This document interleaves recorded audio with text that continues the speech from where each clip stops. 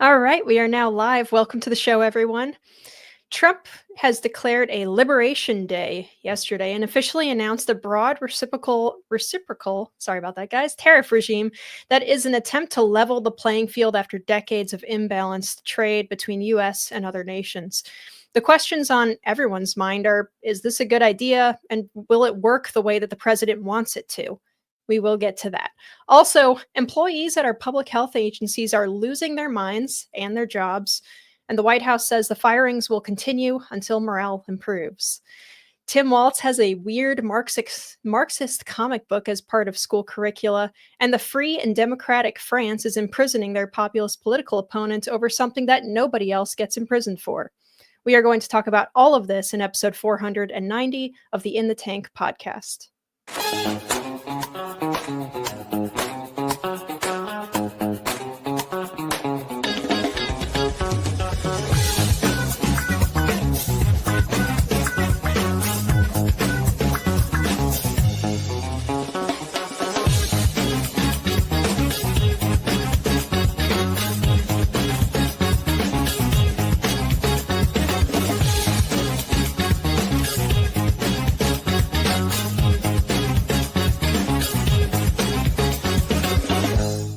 My fellow Americans, this is Liberation Day, waiting for a long time.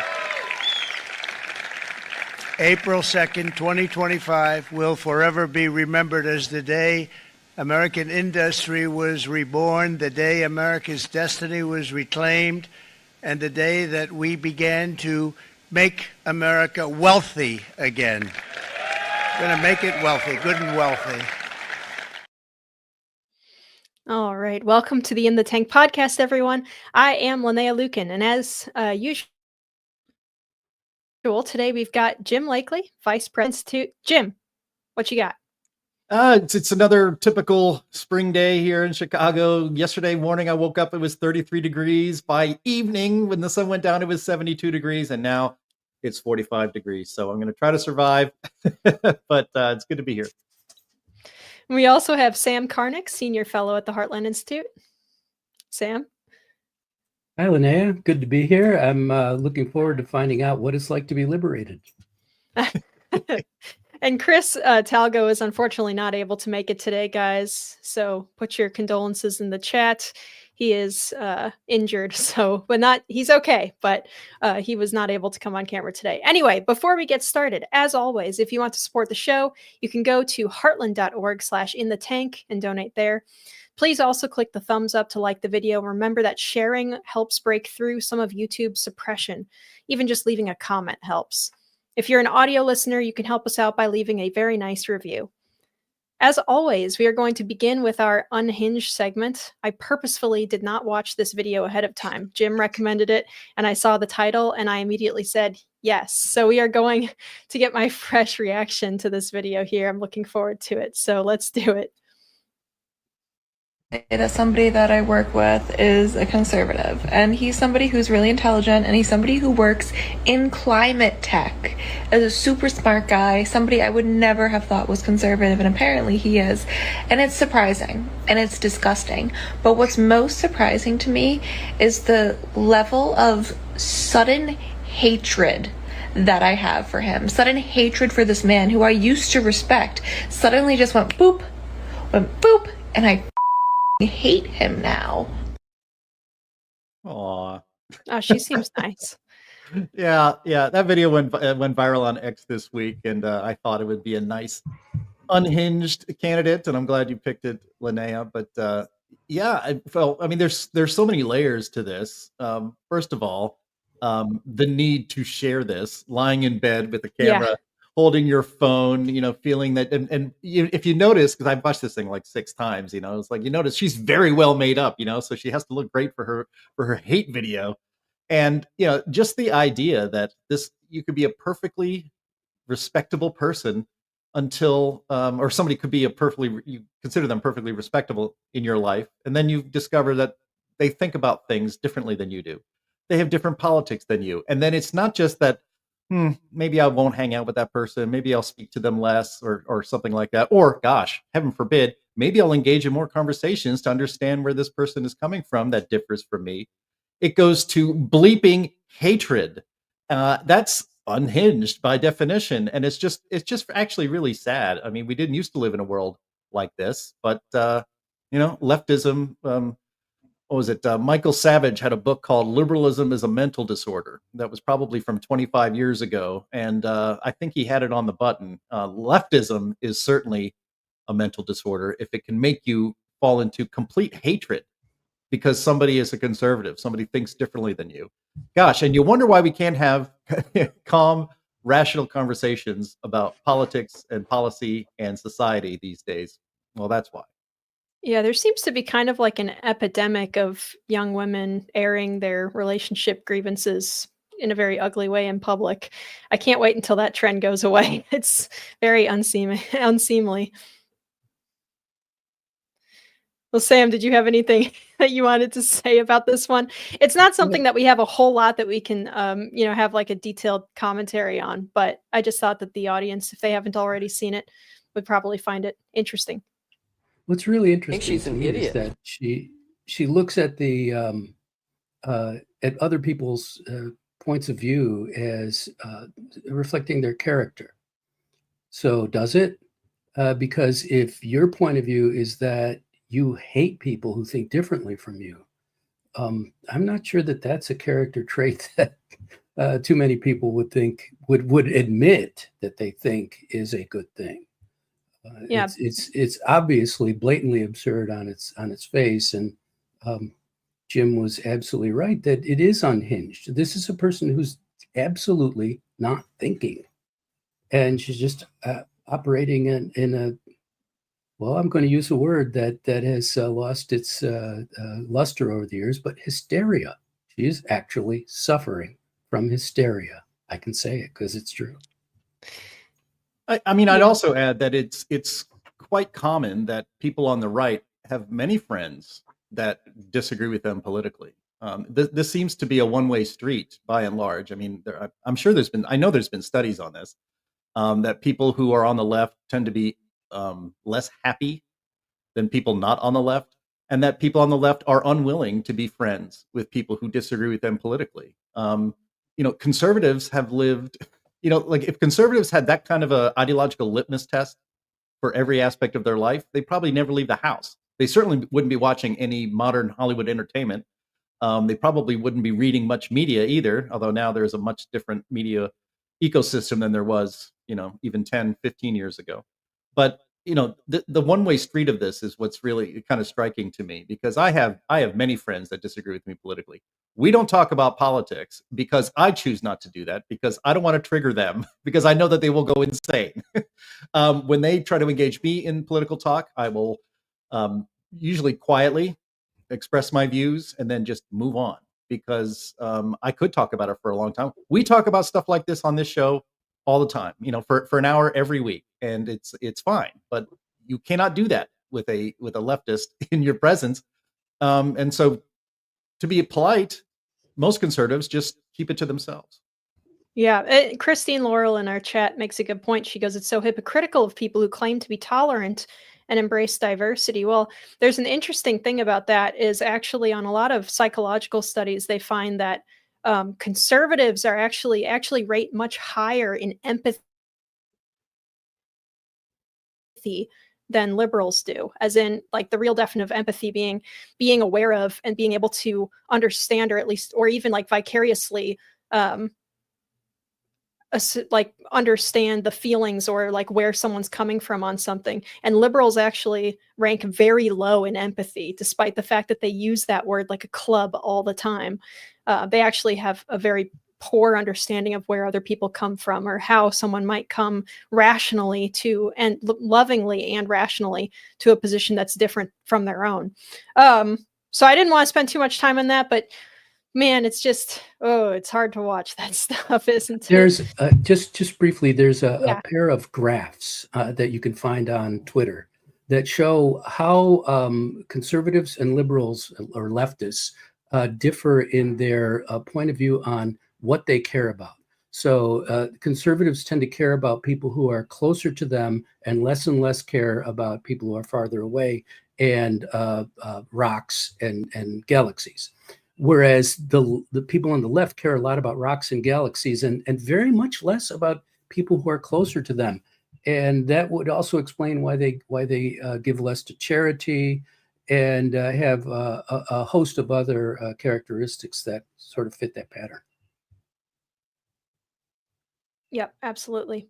Everybody's seen the heat map meme at this point. I think it's a good one. And I think JD Vance even referenced it recently in an interview, which is fun to have a very online vice president. It's been very entertaining. Anyway, speaking of empathy, which I don't find that I have a whole lot for these health agencies that are being purged, and science.org is very concerned about it. They write, President Donald Trump's administration has begun at an expected and sweeping purge of senior officials at the nation's federal health agencies. Since last night, the evening before, National Institutes of Health Director Bhattacharya's, his name is just, it kills me every time, first day on the job, at least 5 directors of NIH's 27 institutes and centers have been told that they are being reassigned. Several center directors at the Food and Drug Administration were also removed. Some have been given 1 day or less to decide whether they are willing to move to jobs in Oklahoma, Alaska, and other states. I'm going to pause there for a second because I want to point out, it's not like some of these people are being, fired. They're actually just being asked to move to not be in like fancy DC area, and they're losing their minds over it. So FDA, as we've known it, is finished. Robert Califf, who led the agency under former President Joe Biden, wrote on LinkedIn, most of the leaders with institutional knowledge and a deep understanding of product development and safety no longer employed. I believe that history will see this as a huge mistake. Okay, so Sam, this seems like a good point at first blush, maybe. There are people who have been at these agencies for a very long time. They know them very well, all the mechanisms and stuff. Is it actually a problem for them to be done away with, or even just moved? Or are they more likely to be representatives of a corrupt establishment that's been maintaining like pharma and big ag, deep state or something at these agencies? After all, one of the main examples that popped into my head about why like the USDA deserves a lot of bullying, frankly, and skepticism is because the USDA for decades has been saying that you should be eating 6 to 11 servings of grains like bread and pasta in order to be healthy per day. Most dietary science seems to say that that is an awful idea, actually. So are these guys really the cutting edge, and like is our healthcare or our ability to be healthy in this country going to fall apart because we're kicking these guys to the curb? It is interesting that Califf takes the assumption that the FDA has been doing good work. The fact that it takes forever and costs a fortune for a drug to get approved when it's proven safe. It's proven safe very early in the process at the FDA. But then after that, it has to be proven effective. Well, that sounds like a reasonable thing, but it takes years and years for that proof to arrive. And yet then when the government says, well, we need a vaccine for the common cold. Oh, wait, it was called COVID, I think. So we need a vaccine for that. So we'll just bypass everything because it's an emergency. The fact is that the FDA is a horribly sclerotic, slow-moving agency. It doesn't do its work well at all, and it needs a kick in the pants. And the same is true of our entire healthcare system. It needs massive reforms. Now, how you get there is an important question, because we're not going to get the kind of reforms that you need without congressional action. And to get congressional action, you're going to have to, there are so many moving parts in each of these systems that you're going to have to make changes that will accommodate all of them. Now, the Heartland Institute a few years ago, around 2021, 2020, came up with a plan how you could create a healthcare system that a federal how you could rework our federal regulatory system over healthcare in a way that would make things much more market-oriented and much more responsive to individual and consumer needs. That's still available, and we've actually done a sequel that shows how you can repair things on the state level as well. The American Healthcare Plan, we call it. The point is, though, that in order to fix this system, you've got to think big, and you've got to start from scratch and rework everything, because it all goes back to 1965, which is when Medicaid and Medicare started, and you put all that together, and what you've done is you've just added a huge amount of demand to the system by doing that. And what you need to do is decouple insurance and care, and you have to give people power over the prices that they're charged, which is the truth in any other market. So that's a long way around, but I wanted to get to the important point here, which is that what we saw yesterday, boy, that's the beginning. That's the beginning of the beginning. We're not even at the end of the beginning, and it's going to be much more controversial than what we had yesterday or in the last few days. Jim, you're muted. I pulled a Jim. Yes, I was typing a lot, so I didn't want to have all the clicks in there. So apologies to everyone. But one thing to point out, of course, is that this happens in the private sector all the time. This is not a big deal. The idea that the people that have been the idea that a federal job is a lifetime appointment, and that you should never be moved or fired or even have your thing adjusted, as you said. Hey, you don't have to stop working for NIH or the CDC. You just have to move to Anchorage, Alaska. I have family in Anchorage, Alaska. It's a wonderful place. You should really embrace that, and maybe unplug a little bit. But on top of that, there is no section of the federal workforce that has earned a purging like this more than our public health services like NIH, CDC, and the FDA. They brought this upon themselves. They destroyed public confidence and trust in our public health agencies, and they did it on purpose with reckless abandon. And this is the result. This is what happens to you, and this is what should happen to you. And if it wasn't for the election of Donald Trump, none of this would be happening. We're finally seeing some accountability for the people that made up all of these rules. These are the same people that who made up the 6 feet of separation out of thin air. These are the people that conspired to hide the truth about where COVID came from and call people who said that it probably came. Obviously, you don't even have to be that smart to figure out logically that it came from a lab that was working on this very virus. No, you're a racist for saying that. These people push that message. These are the people who lied about the death rate of COVID. I just saw a video on this the other day. They said that the death rate was 3.4%, which was an alarming number. Donald Trump actually came out and said, the people I'm talking to say that the death rate is actually below 1%. He was pilloried by our media, especially on CNN, for lying to the American people about the fatality rate of COVID.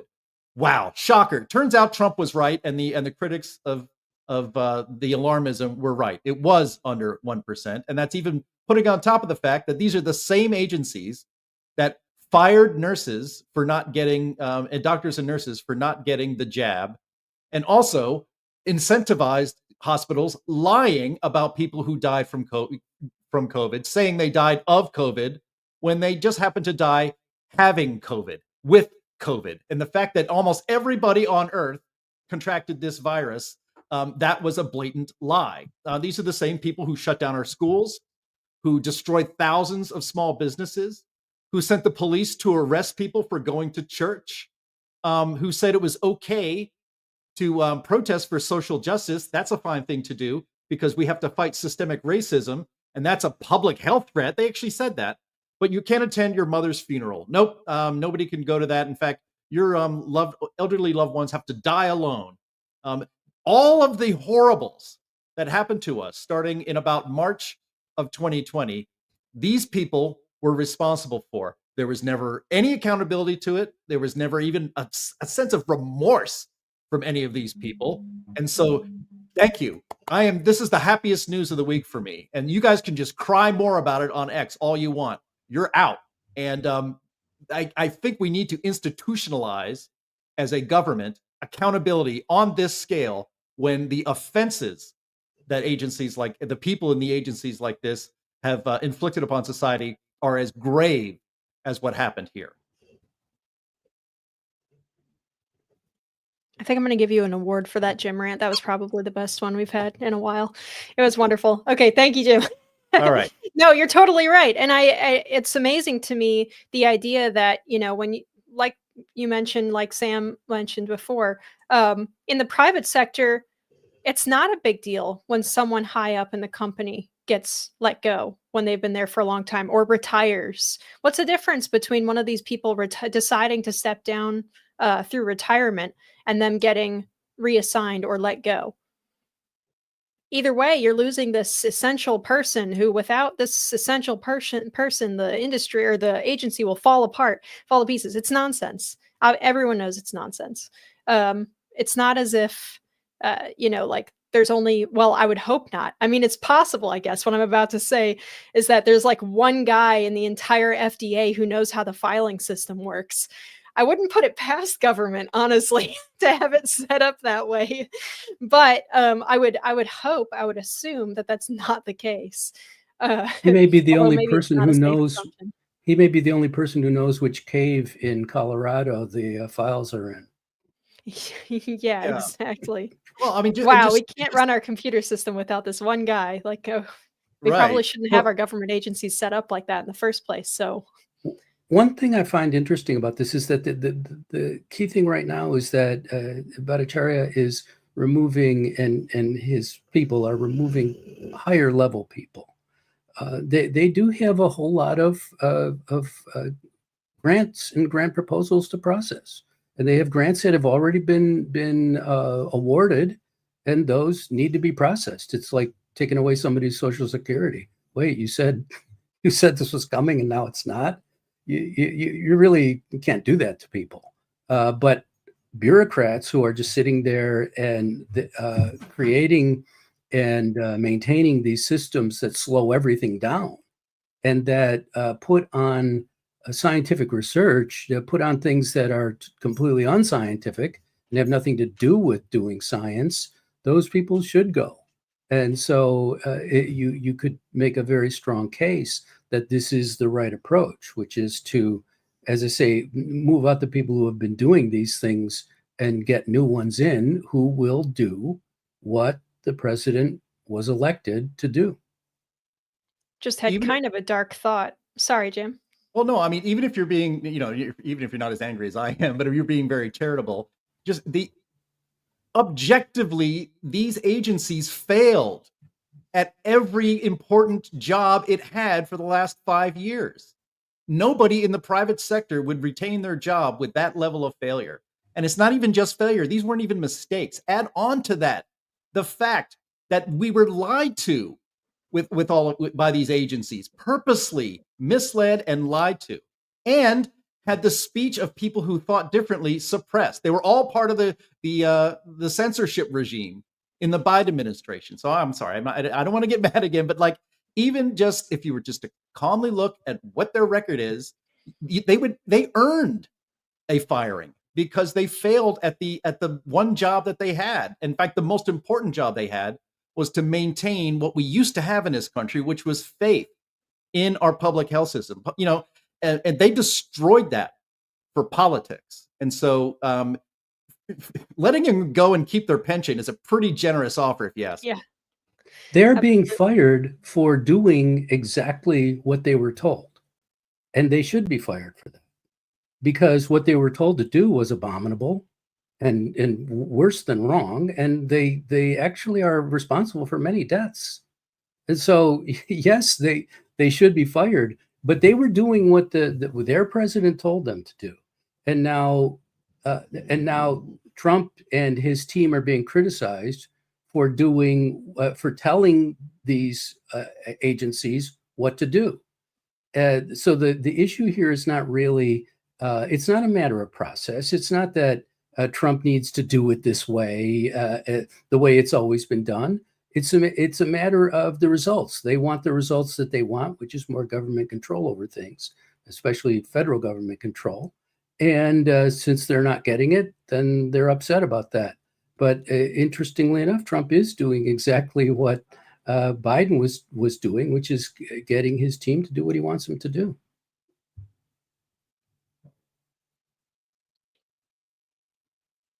Nope, Linnea. Yep. There you are. Yeah, I know. I keep freezing. I'm not sure what's going on here. I think the wind is blowing, which makes my Wi-Fi go out, so that's nice. But yeah, we have a clip here. We have a video to play of a I think it's an HHS employee or ex-employee harassing one of our representatives. So let's pull that up.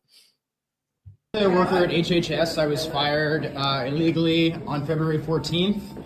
There are many people who are not getting social service programs, especially people with disabilities. Are you going to do anything to stop what's happening? You probably deserved it. I deserved it? You probably deserved it. I deserved it. Dude, wow. So sad. Yeah, that's great to hear. Why did I deserve it? Because you seem like a clown. Okay, sir, you shouldn't have said that. There's never been a video with better timing than that. That is was pretty just good. excellent. Yeah, and again, I mean, the purpose of Doge is to make the government more efficient. The idea that even a small percentage cut in the staffing of these places means that all sorts of people with disabilities aren't getting services is absurd. There is no entity on earth less efficient than a government bureaucracy, especially at the federal level. So like I said, cry more. I want to see 10 videos like that on X every day. Make me very happy.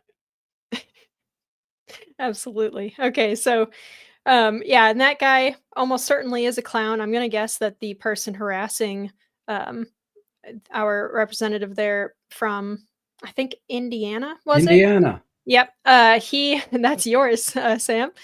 I believe that this guy was probably not one of the like vitally important scientists who's about to majorly fix. I don't know what someone could even have, a super important position at the HHS. I don't even know. So yeah, he probably was a clown. Anyway, speaking of clowns, Tim Walz has a Marxist comic book that he's trying to put into their school curriculum. The National Review writes, if you want to understand the dilemma of today's Democratic Party, have a look at this comic book called Racial Capitalism and Prison Abolition. Thanks to Minnesota Governor Tim Walz, this comic book, or its close equivalent, will soon be forced on Minnesota students.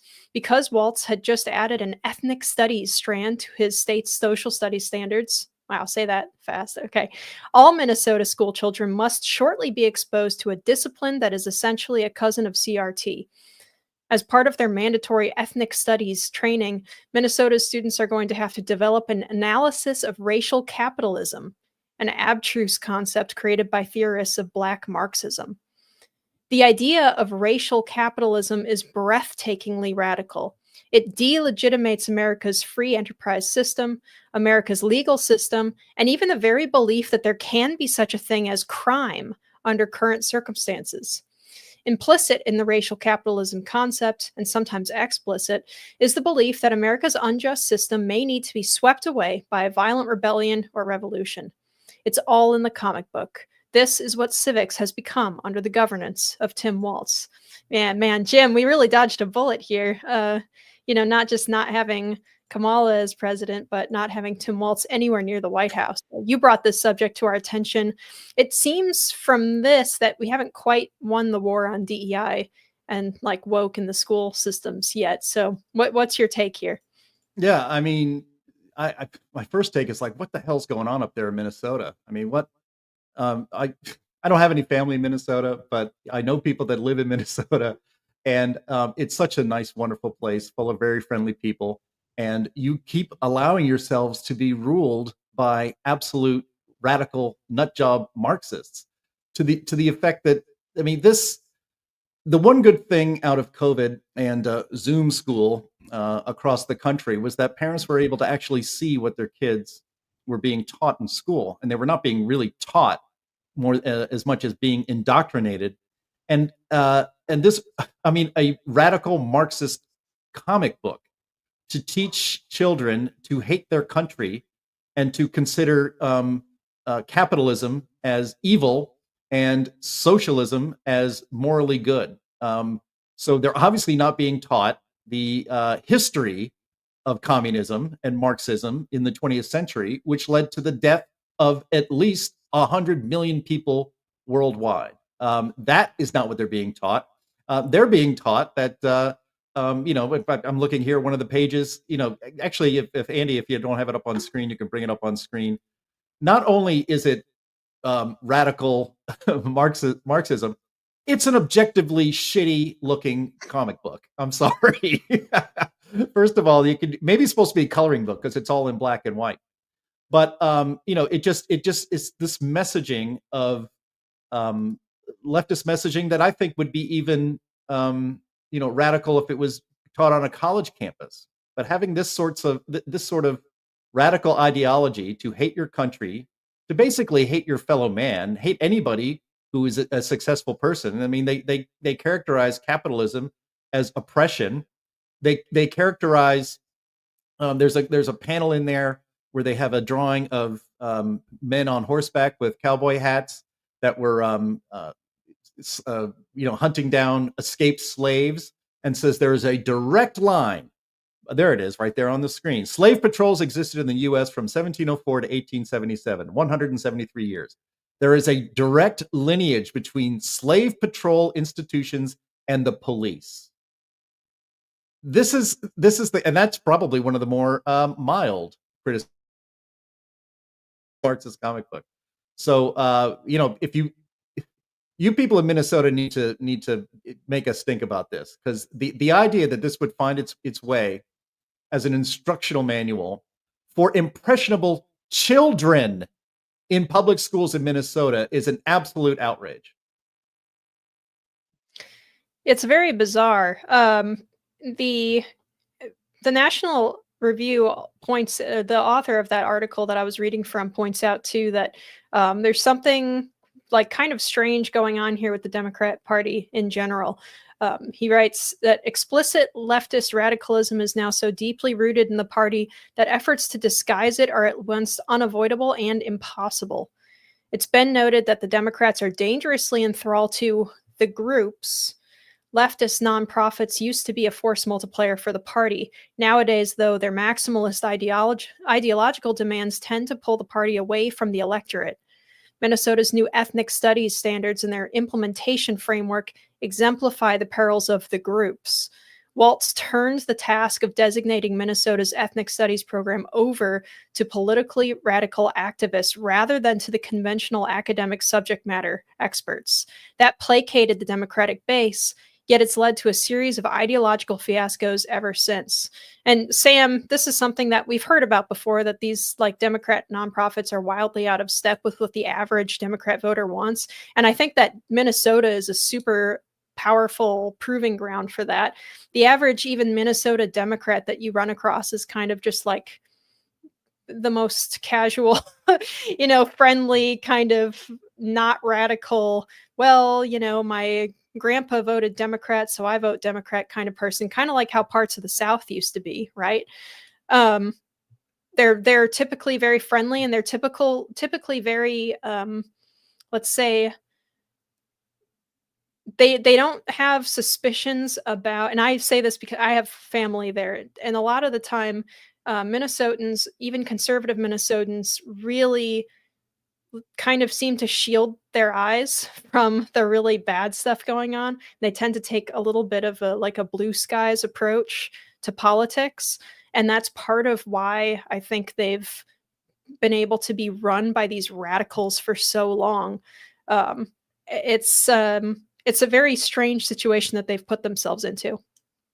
Minnesota has long had a long socialist history. A lot of socialist power up there, and a lot of the Great Plains areas have had that in the past too. The Grange and organizations of that sort. So there is a history of socialism there. But this isn't even socialism. This is something that's in my view, crazier and more out there than, sort of Louis Farrakhan's Nation of Islam notion that certain people of a certain color were literally created by demons, that they were born from demons. But what's interesting is that at least the Nation of Islam idea, the Louis Farrakhan, that's kind of imaginative, and you really get your head around that. Oh, wow, they're made by demons. Whereas this is just stupid. It is incredibly stupid and incompetent. And what's fascinating to me is how the Democrat Party and the left have embraced incompetence, and they've embraced failure. The notion that purity of thought and purity of expression are the most important thing, that your intentions are all that count. This is a rather new thing. You usually don't see that kind of embrace of incompetence. And you can imagine that perhaps there are enough people like the young lady we saw in the unhinged clip that they can somehow grab power back in 2026 and thereafter. But it does seem to me that they have so lost the plot. They've so lost their understanding of the connection between cause and effect. And I'm not kidding about that. They actually seem to have lost the realization that if X, then Y, if A, then B. They seem to have lost that, and the loss of that makes it, in my view, really difficult for them to make any kind of case to rational people. And there are rational people out there, even in Minnesota, apparently, I would guess. So, and no, obviously there are. The people of Minnesota, I'm sure Donald Trump would say, oh, I love those people in Minnesota. They're great people. And I'm sure they are. They haven't been told what's been going on. That's obvious. And this only was revealed by some investigation into the matter. And it all really does go back to the Zoom learning, that parents found out what was going on and they were appalled because the schools had kept this quiet. They had kept all this quiet. They said, you don't need to know and you don't get to know. This is confidential stuff. This is our curriculum. We don't owe you our curriculum. And of course, the answer to that should be, oh, yes, you do. We pay for it. So you better tell us what you're up to. But they didn't have any way of sweeping those people out except to go against their long history of belief in socialism. And because this socialist movement in the United States had been taken over by the identity movement. And so when you put those two together, there's no press for competence among people like that. It's all about who you are and what class you're in, and also what is the social advantage that is to be got from taking a particular position publicly. When you've got a woman in very elaborate makeup lying on her bed with her camera up, holding her camera up, and saying, "I now hate this guy because I found out that he's some sort of a Trump supporter." Ooh. When that's what your social status is going to hinge on, you're making it not about what people think and what the results of their actions will be. You're making it about what they stand for and it's just a matter of just saying it. It's not even a matter of it making any sense at all. Yep, absolutely. It's very bizarre that this kind of stuff gets a foothold anywhere, especially in, kind of places that are kind of knee-jerk, socially conservative, like Minnesota tends to be, especially when you get out there away from the cities. So I'm going to move on to our next subject here so we can truck along and get to our Liberation Day topic. But topic number 3 here is going to be about stopping populists at all costs. So I regret to inform everyone that France is at it again.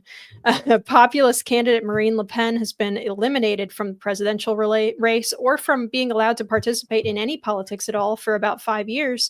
She also faces house arrest for 2 years and a $100,000 fine. This is all for allegedly misusing EU funds. She's now actually, it's important to be clear that she's not actually charged with profiting. Like, she wasn't embezzling funds and putting them in her bank account or something. But some of her aides, which are paid with EU funds, did political work not related to their actual parliamentary work. And that's what is considered embezzling in this case. Normally, politicians are fined and nothing more for this misstep in France. But weirdly, not Le Pen. Amazingly, Reuters reports that her 5-year ban from politics begins now, despite the fact that she's appealing the decision, and the fine and imprisonment do not begin until after the appeals are worked through. So she is being specifically targeted politically. So it's not just cheese-making friends doing this. Brazil's courts are trying to jail Bolsonaro, and Romania barred their populist frontrunner from the election eligibility as well. And Italy's prime minister has also been pursued by courts. So this all just stinks, frankly, of what they tried to do to Trump, doesn't it, Jim? Right. It really is remarkable that this is going on in places. I don't know about like Brazil and Romania, but purportedly Italy and France are liberal countries, right? All these situations are different and unique. Everybody is being tried for different things. But at the same time, they carry the same kind of general theme here. Yeah, I mean, Donald Trump was asked about this in a press availability in the Oval Office the other day, and he said, rightly, "Oh, that sounds like the United States of America right now," or at least it was a little while ago. I mean, obviously, these charges against Le Pen are trumped up and phony. And even if they were true, or even if they were serious, the usual thing would just be to fine or something like that, not threat of imprisonment, and not, well, you can't run for office now. What we're learning, and we learned here in the United States, in the coming up to the 2020 election, and we see now in Western Europe, is that the power-hungry global elite that have controlled everything for decades, they're not going to go away as quietly as we had hoped. In fact, they intend to not go away at all, to the point that they will not allow the people to vote for their leaders, the leaders that they want. That's not how they want to operate society. That is definitionally tyrannical. They have no interest in what the people want. They have interest in ruling the people and retaining power for themselves, with very few exceptions. This is why Viktor Orban is constantly demonized and attacked. Thankfully, in his country, he is the reflection of the people in his country. Marine Le Pen, like it or not, global elites, is what the people of France, of all places, France wants. They want to throw out the corrupt, leftist, Marxist, globalist ruling class and try another way. And so even when in all of these countries, even in Germany, if a non-leftist, and again they call them far right, for espousing the views that were probably 90% espoused by Bill Clinton here in the United States in the 90s. That is now far right. It is not far right. It is reasonable, and it has the popular support of the people in almost all these countries. And because most of these countries in Europe have parliamentary systems, when a plurality of the voters vote for a more rightward direction, all of this quote unquote center left parties get together, conspire to make sure that that party is locked out. It happened in Germany. It happened in France. It happens in the UK. It happens in all of these places.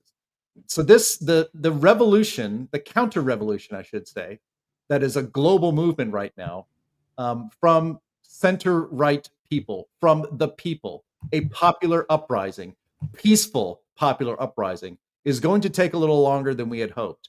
And let's also, just one last thing about this, because this is exactly how it worked in the United States in our elections with Donald Trump. Let's not forget, Donald Trump today would be in jail. He would be spending the rest of his life in prison if he didn't win that 2024 election. Right now, he would be behind bars.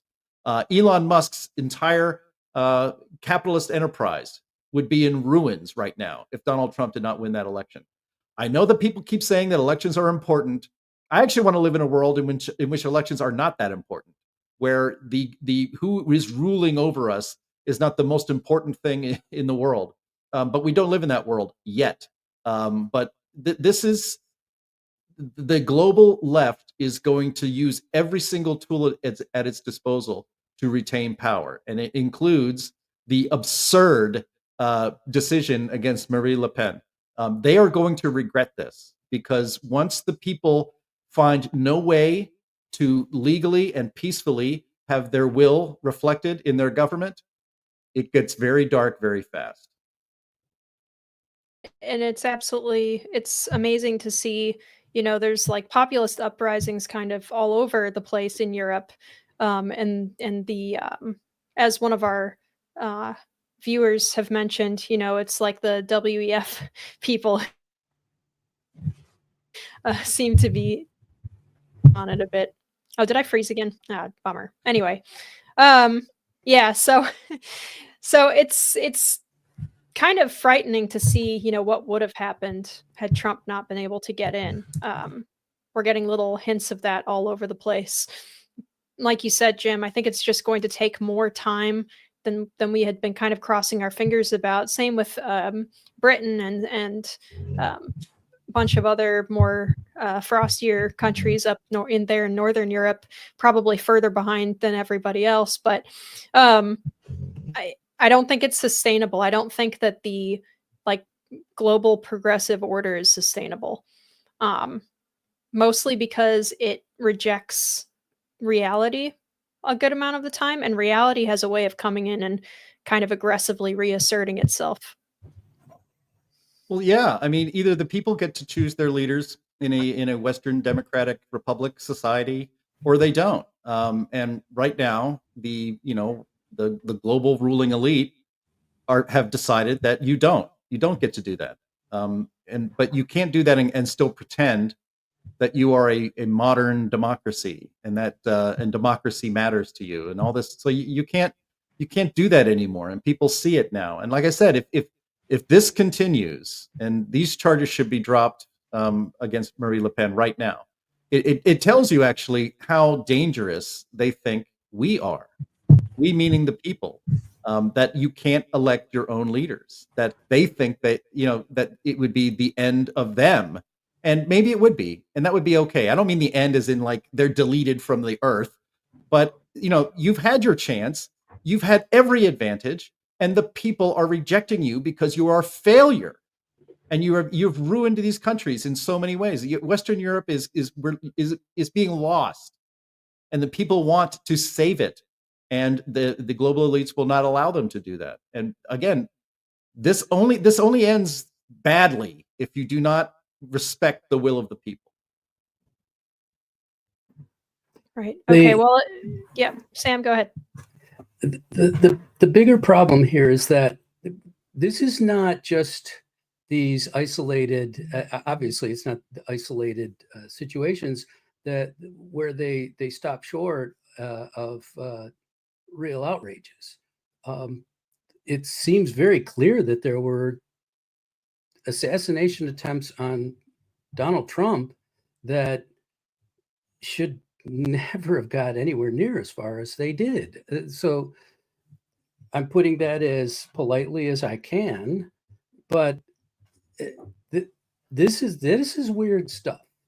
And I think when it gets to the point of assassination attempts, that just shows you how important what Trump and his movement are, because it has a worldwide effect. We have seen some. Well, first of all, there were all these color revolutions that were created by the United States, in particular our CIA, during the Obama administration.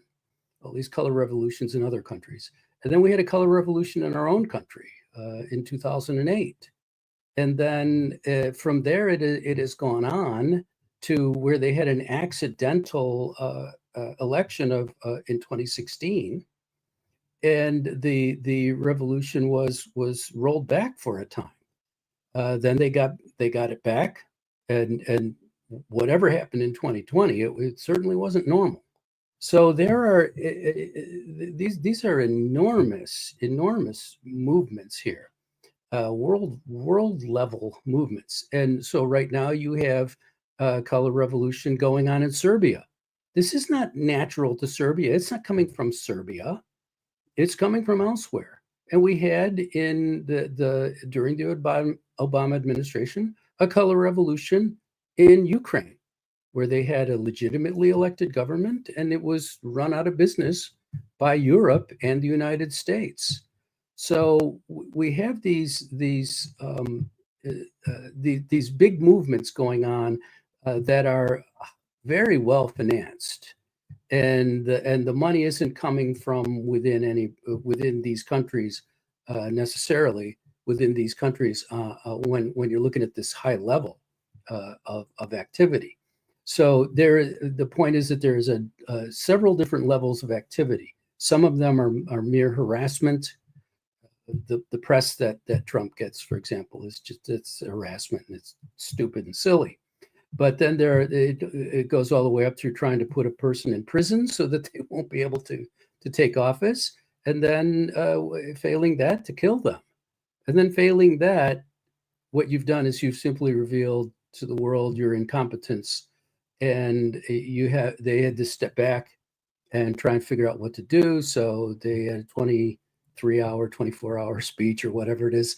They're flailing. But what happened in the Ukraine is part and parcel of all this, and the attempted assassinations on Trump are part of this whole movement. They're not giving up. They're not quitting. They just don't know how to do anything at this point. And again, because they don't believe in cause and effect, as far as I can discern. Yep, absolutely. Speaking of cause and effect, Sam, thank you for that good transition. Liberation Day. Okay, guys. Sam, I know you have a lot to say on this one, but I'm going to set the scene for us here. The Epoch Time reports that Trump unveils sweeping global tariffs. The U.S. will impose 10% universal tariffs, higher rates for countries with more trade barriers. White House senior officials provided details on the new tariffs. So there's a new 10% baseline tariff on all U.S. trading partners to go into effect April 5th. Additional reciprocal tariffs will be implemented April 9th. The additional tariffs will amount to half of what those countries levy on the United States, factoring in their non-tariff barriers. A handful will be subject to reciprocal tariffs beyond the 10% flat rate, according to a sheet provided by the White House. Trump declared a national emergency under the International Emergency Economic Powers Act. The White House says this is not a negotiation. When they were asked if countries can negotiate out of the tariffs, the president will respond if any countries choose to retaliate. The tariffs do not apply to those previously announced on products like steel, aluminum, copper, pharmaceuticals, semiconductors, and lumber. Canada and Mexico remain under the 25% fentanyl response tariff for now. Products compliant with the United States-Canada-Mexico agreement, or sorry, I just said that backwards, but will continue to be subject to a 0% tariff. Non-USMCA compliant products will receive a 25%. Non-USMCA compliant energy and potash will receive a 10% tariff. And if fentanyl and illegal immigration related tariffs on Canada and Mexico are terminated, USMCA products will continue receiving preferential treatment or non-compliant goods will be subject to a 12-month or 12% reciprocal tariff. Okay, guys, my dog is freaking out. The economists are freaking out. All of the smart people are freaking out. The people who stare at stock graphs are freaking out. But then we have Israel dropping their tariffs on US goods. We have Canada announcing that they're talking about reducing their tariffs. Vietnam is cutting their input duties on US goods. India is negotiating cutting tariffs on US goods. So I've seen a lot of people ask, if tariffs are so bad, then why have all of our supposed allies been using them on us for all of these years? So Sam, the floor is yours. Is this situation a free market lover's nightmare? That seems to be the case for a lot of our friends in the libertarian kind of side of things, and on the free market side of things, they are not having a good week. Can you explain to us why we should not be freaking out about this? I think that you're right. We shouldn't be freaking out about this. The big thing here is they're looking at things in isolation. So when you look at tariffs, you go, well, tariffs are going to raise prices. So that's going to be inflation. That's not possible. It's simply impossible for tariffs to create inflation. If anything, they can have a slightly deflationary effect, but they can't cause inflation simply because if the Fed doesn't make more money, doesn't create more money, and if the federal government doesn't spend more money in deficit terms, then you won't get the inflation. What you'll get is a substitution effect. So the key thing here is if you look at things in isolation, you're not going to get it right. You're not going to understand what's really happening.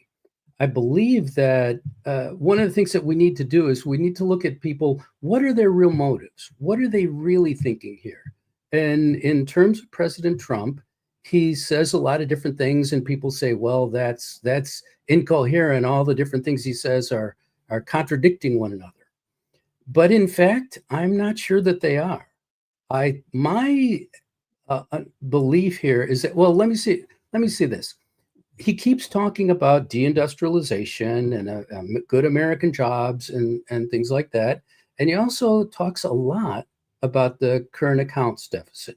Now, current accounts is how much you're buying from country X and how much they're buying from you. If they're buying more in dollars from you than you are from them, then you have a current account surplus. And if you're buying more from them than they're buying from you, you have a current account deficit. And the U.S. has been running massive current account deficits for decades. Now, here's the thing. If we had truly free international markets and a free market in the United States, I don't see how you could run current account deficits for decades. It just doesn't make sense. So why is this occurring? I believe it's all coming from the fact that the United States, since the Nixon administration, has been the world's reserve currency. That is, people around the world want dollars so that they can trade in a stable currency, since there's no gold standard. And all the currencies float against one another, which happened right after World War II in a agreement called the Bretton Woods Agreement. So what happens is, as all these currencies are floating around against one another, how do you get a consistent currency so that you know that down the road, when you're buying something and you have to pay it off over time or whatever, or you're doing a future, or you're building something that's going to be sold, these things are all for the future. So you have to have a currency that is going to be stable. That has been the US dollar, because we had the greatest economy, we had the strongest military, we had all kinds of advantages that made people want dollars. So what we have there is that you run these constant current account deficits. Now, what that does is it means the other countries, they have to get dollars in order to make their trades. And in order to do that, that means the best way is to sell things to the United States so that they'll get dollars from us. And so they have an incentive to run current account deficits so that they can have enough dollars on hand to trade with one another. Now, that causes the value of the dollar to keep increasing because demand for dollars is high. So that causes the value of the dollar to keep increasing. And of course, that exacerbates your current account deficits because it makes it cheap. It makes things from other countries cheaper in the United States and things from the United States cheaper in other countries. I don't want to get into too much detail there because people will start to lose the thread. But the key thing here is this: is what Donald Trump really cares about that we have the same tariffs as other countries for that purpose, for the purpose of having the same tariffs as other countries? I don't think he does. I don't think that's what he's about at all. I think what is going on here is that Trump and his administration have recognized that the use of the United States dollar as a reserve currency, which isn't going to change. Nobody's going to be able to change that. So you can forget that. But the use of the US dollar as the reserve currency means we will always run these current account deficits and we will deindustrialize and we will lose jobs. Now, the thing is, you could have from the beginning had the other countries get dollars without having to sell us more than we sell to them, without having to run current account surpluses against us. How could that have been done? Well, we could have sold more food to those countries, and they'd have bought those with U.S. dollars, and so they would have had more product. We could have built houses and highways and electrical grids and other important properties, and that would have gone in dollars, trading. We could have bought land in those countries. Now, that's the most direct way. If we had bought land in those countries, we'd have been sending them dollars. And those other things I just mentioned, they would get goods for their dollars, but they would be spending in dollars. In this, if they were selling properties to us, we would be giving them dollars. So why didn't this happen? I think the reason it didn't happen was because we took a very simple course in the 1970s and especially the 1980s and the 1990s. Is the idea was we'll just let it play out in the free market. That and what that led to is all that Trump is talking about, all these problems. It led to all those problems. The current account deficits that were caused by the use of the dollar's reserve currency. So what we could do is one of two things. We could either buy land from those countries and buy assets from them, and then they would have the dollars that they need. Apparently, they didn't want that. Apparently, those countries just didn't want that, and that's why it turned out this way, and we didn't force the issue. So that's number one way. But the other way is to eliminate tariffs from those other countries, because those other countries had tariffs so that they would create a current account surplus so that they could get dollars. That's the whole point of those tariffs. So those tariffs are to suppress U.S. sales into those countries and increase their sales to us. So if you eliminate those tariffs, so the point is he's not trying to put tariffs on other countries to get revenue here.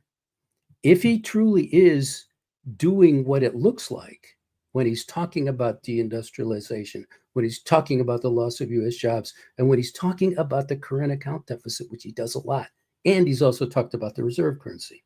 You put all that together, then what you see is that his whole approach is actually working toward the elimination of tariffs against the United States. And what will that do?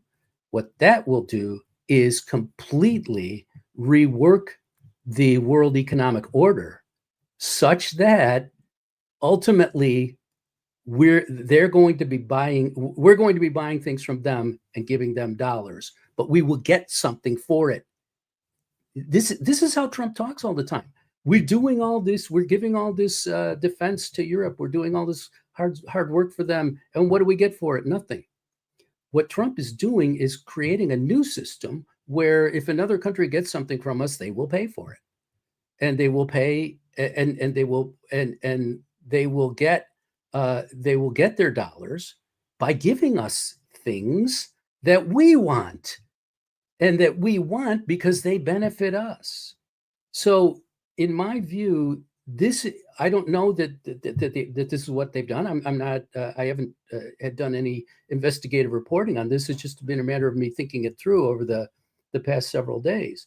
But to me, this is a solid and consistent explanation for what the Trump administration is doing and why Trump has taken this particular approach. And I would say, from my personal perspective, my view of it, it makes great sense. It makes great sense. And what he's trying to do is really something mind-blowingly big, world-changing action here. And we are living in a time when something as momentous as the Bretton Woods or the establishment of the Federal Reserve, terrible thing, something as momentous as that may be happening right now. And the reason I think that this must be true is because if I could think of it, they could. And why haven't other people figured this out? Because they're looking at little bits of it and not the big picture. Right. And it's interesting too. And it makes your theory on this makes a lot of sense as to why he would be publicizing it the way that he is, like Liberation Day, all the fanfare. Right. Thing. If this was just I don't like it that these countries treat us unfairly and we're going to go back and forth on them with that. If that's all that it was, then the way that he's marketing this plan would not really make very much sense. But and as Catherine Burke in our comments here just said, read Trump's books and you can see his philosophy and how he negotiates. He looks to have winners on all sides. And he thinks big. Make America great again is big. So yeah, I think people tend to not give Trump the credit that he deserves, but some people also give him way too much credit. So there's a balancing act there. But I think you're pretty much spot on with people like focusing super hard on the frankly kind of elementary. And I say this because this is the way that I've looked at economics, and I figure I'm not all that. I'm not all that versed. I was saying earlier, like Thomas Sowell basic economics is about as far as I went. But people like me are looking at it and saying, oh, tariffs are just going to make costs of things go up. And that's bad. And that's about as deep as we get into it, which surprises me to see from economists that I consider much more intelligent than me. But I saw someone else. Can I jump in? I find it astonishing. I find it astonishing that people can seriously say that tariffs will create inflation. It's not possible. And I've said this on this show before and in my writings. It's just not possible. It's like saying, if you click your heels 3 times together, you'll be in Kansas. It's not possible. You may want it, but it's not going to happen. Yeah, and it's I've seen some people say that there's one of two things going on here. No matter what's going on, Trump is choosing to do something that's going to have major impact. And it's either going to be terrible or it's going to be a huge overthrow of the economics of the last couple of decades. And it's going to change everything going forward. And nobody quite knows how to look at it. Because it's so different from what we've done for as long as anybody's been alive, that it's very, very frightening to a lot of people who have devoted their careers and their education to economics. And then all of a sudden to have this brash, Donald Trump come in and say, we tried that. It didn't really work for us too well. It's not working for us too well right now. So we're going to throw all of that out and just do what I feel like doing. And that's got to be terrifying. That's like the purge of the health agencies. You see, it's like, well, this is the way we've always done it, so we have to do it that way. And the response is, no, we don't. We don't have to do it that way. We could do it the right way. We could do something that actually works. And the way you put it, I think, was really, really important, which is that instead of saying, well, Trump doesn't know what he's doing. Okay, it's plausible, but he keeps winning these elections, and He presided over an incredibly fabulous economy until the lunatics broke it in 2020, which he participated in, no question about it. But this to me seems like this makes sense. This is a plan.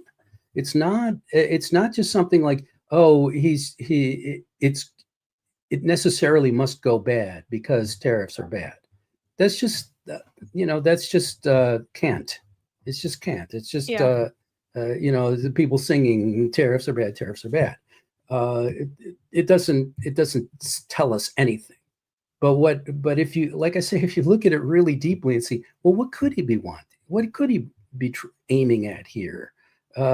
If you try to put the imagination to it, that a very smart negotiator who is very intuitive too. I think that Trump's very intuitive. So when you look at it that way and try to say, well, what could they be up to? You look back and you go, you have to work from effect to cause instead of cause to effect to get this to become apparent to you. You go, okay, this is the effect, and then this is what's, and especially in this case, these are the effects that have happened. So we have this deindustrialization, we have this current account deficit, all these things happen. Well, what is the cause of all that? I think Trump is looking at it that it truly is the economic order, the international economic order has pounded the United States for several decades now, and we need to repair it. And I think this is his way of repairing it, is to create a system that will work on its own to repair the overall system. That it will be spontaneously generating better incentives and approaches to how the money moves around the world. It's fascinating. No. Yeah, we need to remember too here that Donald Trump was almost killed, and he believes he was saved by God, and he believes he's still alive so that he could be a historic president. I see in the chat here that Charles Grassley apparently wants to introduce a bill requiring congressional approval to impose tariffs. Well, good luck with that, Chuck. You're going to need a veto-proof majority for that, because obviously Donald Trump is not going to sign that. He is going to use his constitutional powers to their fullest in this way, and that's just the way it's going to go, and we're going to see how it plays out. But, what we've actually learned, we've had a really nice national conversation about this. We've never talked about tariffs, except for maybe, in that classroom in Ferris Bueller's Day Off when Ben Stein talked about tariffs. But look, we had tariffs before Donald Trump was elected. And as we pointed out here on this show in the past, Canada has a 250% tariff on American dairy products. Why do they have that tariff that high? Because they want to protect their domestic dairy industry, because they don't think they can compete if the American dairy products were allowed into the marketplace. They feel they would be harmed. They feel they're so afraid they'd be harmed that they put an enormous 250% tariff that most Americans didn't even know existed until Trump began this national discussion about tariffs. I find it really kind of funny that Doug Ford, he's the premier of Ontario, Canada, and he was talking a big game about, doing retaliatory tariffs against the U.S. just a few weeks ago. He was on CNBC yesterday, where he supported dropping all tariffs that Canada imposes on America, and to do it immediately. So he was out there crying uncle right away. So as we have to understand, and I think a lot of our listeners, and Sam and Linnea, we all understand this, and I've thought from the beginning, all this tariff talk is mostly a negotiating tactic by Trump to get better trade deals. In fact, Trump looks at the United States and all of its treaties and its trade deals, its international agreements, and thinks America got screwed on every one of those deals. That's just the way he thinks. He can't stand it. And he lives to make deals. So that's what he's doing. This is sport. There's a part of it that's sporting and fun to him. So him imposing tariffs on other countries at half the rate that they impose on the United States seems entirely fair to me. And it certainly seems fair to Donald Trump. So let's see how this plays out. As you mentioned at the start of this topic, Linnea, there are a handful of countries, and this list will grow, that are now wanting to come to a negotiating table and negotiate new tariffs or no tariffs with the United States. So at the end of this, within a month, maybe, or even less than that, Donald Trump will be able to wave in his hand pieces of paper with brand new trade deals that benefit the United States, benefit the countries that we cut those deals with, as one of our commenters pointed out. The art of the deal, Donald Trump wants winners on both sides. He wants to be a bigger winner, but there will be winners on both sides. You just wait. I have a feeling we're going to see. This is going to be a real lesson, and to the American people, we will see. I could be completely wrong. This could completely blow up and ruin the American economy and throw us all into a Great Depression. I seriously doubt that's going to happen. I think we're going to end up with better trade deals that benefit the United States, benefit those other countries, and frankly, benefits the world. We'll see. Yeah, I think. Sorry about that. I was just going to say, I think that a lot of people don't realize that Americans, like the average American who doesn't have, a great economics background or something, they're looking at this and they're seeing like the way that Europeans are reacting very negatively, very viscerally negatively to this situation, and Canadians and stuff. And the average Joe, is sitting there like, listen, are you telling me that you've been having these tariffs on us for decades while also complaining about how you don't like Americans? Americans are so uncouth. Americans are bad. We wish Americans would go away, blah, blah, blah. And now Trump's like, well, fine, screw you guys. we're gonna look inwards. We're going to be worried about American interests, and you guys can fight your wars, and you guys can pay for your stuff. And now the Europeans are mad at that. So there's really no winning. And I love Europeans. I love Europe. I love the people who love their countries, but this whole thing where you like take money from the US and then kick us is just not going to work anymore for the average American. We're just fed up, done with it. An interesting angle here is that one of the aha moments that has already occurred was that somebody pointed out that the tariff percentages that Trump set were basically seem to be entirely dependent not on the tariffs of that country, but on the current account deficit of that country that the U.S. is running against that country. Well, that actually is evidence for this interpretation that I've given, which is that what he's really concerned about is these current account deficits and how we can resolve that without America having to be hollowed out from the fact that our dollar is the world's reserve currency. It looks to me like that he's trying to fix that, and that this is certainly a way to do it. Will it be successful? Who knows? As Jim said, we could have a catastrophe, but I don't think so. This makes sense. This makes sense. It's a way of getting the dollars to flow in different directions, but that will be more beneficial to the United States. And the notion that the Europeans and don't like us and that they consider ourselves superior to us, that's something that really must annoy Trump no end. Oh, yeah, in particular. Yeah. And that's why I brought it up. I didn't bring it up to kick our European viewers while they're down or anything at all. Like I said, I love them. But, this is stuff that Americans have been hearing for decades. And I'm sure that it really annoys Trump. And the Europeans are down by their own choice. They chose socialism, and that's their problem, not ours. Yep. All right. Well, I'm sorry. It's not in the tank if we don't go well over time because we didn't get to the main topic until almost the hour is already up. So we're going to unfortunately have to cut it short here, but that's all the time we have.